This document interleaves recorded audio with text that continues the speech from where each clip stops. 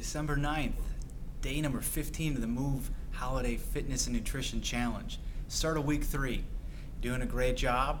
Keep going with it. The holidays can be a tough time, but we're moving right along. Today, we're going to use the 9 for 9 squat thrust. You may know them as a burpee or an up-down, but I'm going to show you 9 variations of what I refer to as a squat thrust.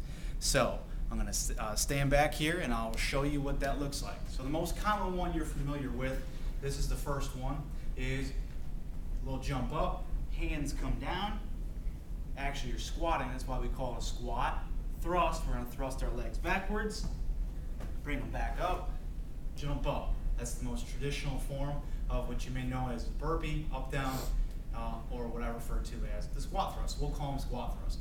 So our feet on that one go posterior.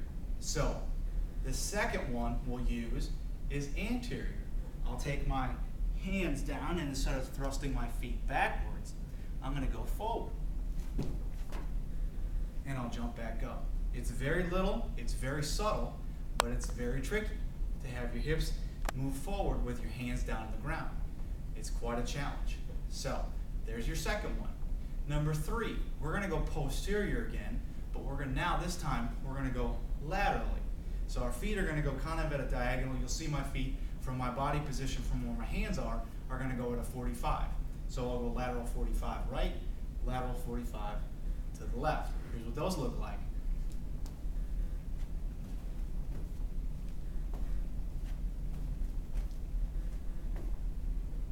The next one's rotation.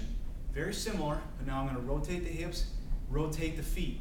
I'll go right, and then I'll go left.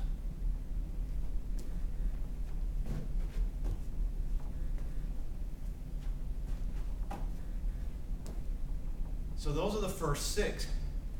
Our next 3 going to be a little different. As I go down, instead of my feet staying in sync, meaning they both go forward, they both go back, they both go right, they both go left, or both go rotation, rotation, they're going to now go out of sync. So as I go down to my squat, my thrust will now go out of sync with my feet. They'll go out of sync left and right, and then out of sync in rotation with one leg doing one thing and the other kind of staying. So we'll count those 3 out of sync ones as 3 individual ones to give us our 9. Here's what those look like on the first ones. I go down, and in this position, I'll kick back, I'm back to my original position, jump up. So that's out of sync in what we would consider the sagittal plane, or in that anterior, posterior. The next one will be on a 45, out of sync, so one at a time. Hands come down, come up, and finally I'm going to go in rotation, which will be a little bit more difficult, is I'm going to take one of my hips this way and keep the other one. And then I'll switch that on the other side. So as I come down, I'm rotating the hips underneath. So those are all 9. My challenge today is to use all 9 and try to do each one twice at each position after your workout. Good luck.